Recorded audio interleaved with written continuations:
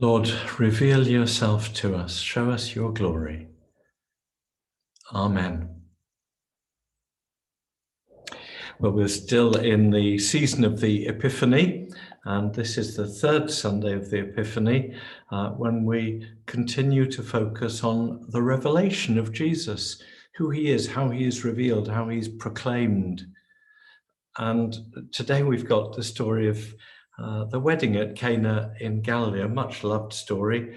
I may well have preached on this passage at least as many times as on any other, because I've used it quite regularly for weddings, not by no means every wedding I've preached at, but in my last parish as vicar, we had 30 to 40 weddings a year for the 13 plus years I was there. So I've done a lot of weddings and preached at a lot of weddings, and this has come out from time to time because it's a great wedding story. But it's something much, much more than that. Of course, it's real, it happened. These are real places. Cana of Galilee is still there. It's a village in the Galilee region. And if you ever go to Cana, just a little bit of advice, don't buy or drink what they sell as the wine of the wedding. They make wine in Cana and they sell it in huge quantities to tourists and pilgrims. And I think it's probably the vilest wine I've ever tasted. It certainly isn't the stuff that Jesus produced, which was the best wine that had ever been tasted by the sommelier, the wine expert, on the occasion. It's dreadful stuff, and it's there to fleece tourists of money. But back to the real story of Cana in Galilee. And we can read this on lots of levels.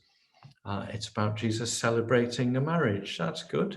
And there's something we can really say to people who are getting married, or say about marriage, that Jesus thinks it's worth celebrating.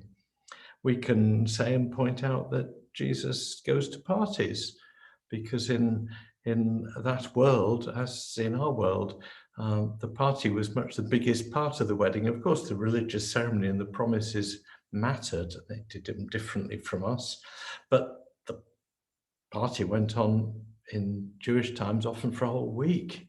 Ours might just be a few hours or a long night, but it's a major party, and Jesus can go to parties.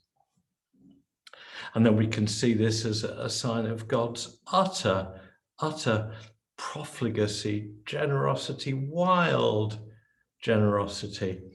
They're getting towards the end of the wedding feast, as we might say. They're just getting ready for the toasts. It's winding up, really. But they've run out of wine at an embarrassing moment. It's going to be embarrassing. So what does Jesus do? As it were, nip out to the off license and get a couple of bottles just to cover the final toasts? No, 6 stone water jars, each holding from 20 to 30 gallons. And he says, fill them to the brim. Now, as our transatlantic friends might say, do the math. And what you come out with is near enough 1,000 bottles. In our measure, 1,000 3/4 litre bottles of the best wine.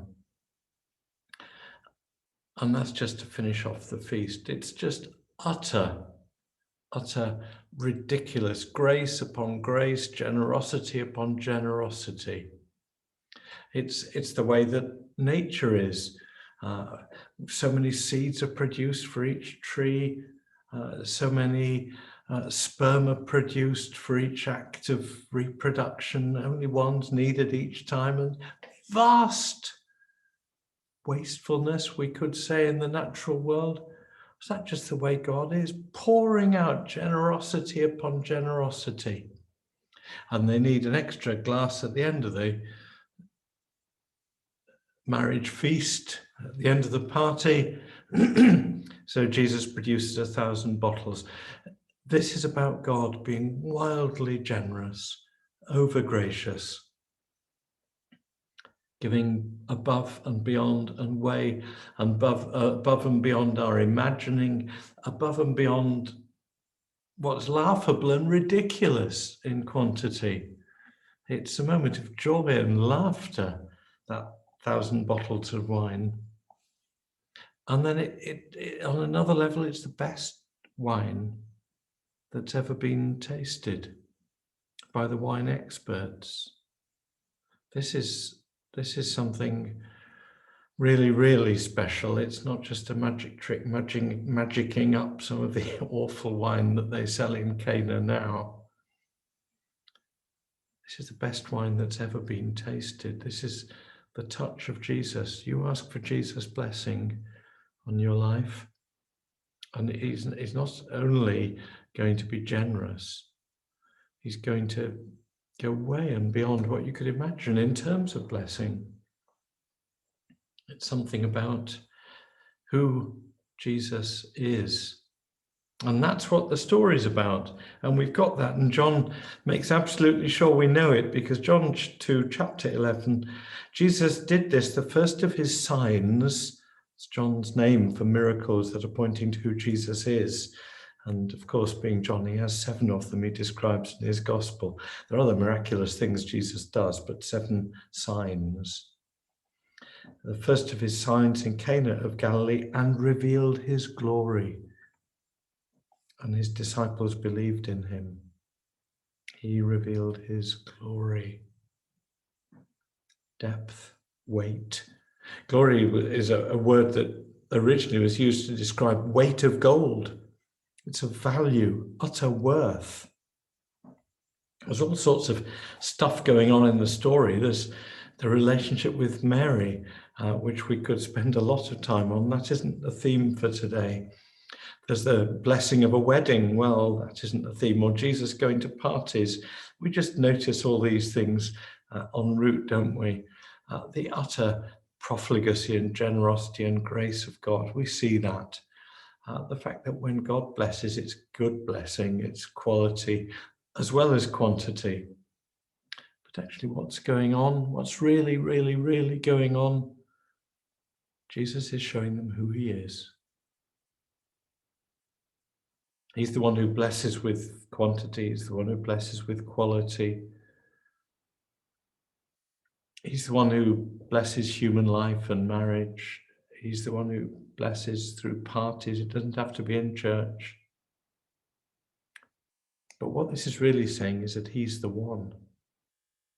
He's revealing his glory. His disciples believe in him not because he can do clever tricks and miracles. His disciples believe in him because he is the one. This is about Jesus. This is the revelation of Jesus. This is the story of Epiphany repeated. This is Jesus for everybody. This is Jesus with blessing in his hand, unlimited. This is the one with Jesus in his hand, beyond what we could imagine in quality as well as in quantity. Because this is Jesus. This is the glory of God. This is God's glory come in human form to bless you. Amen.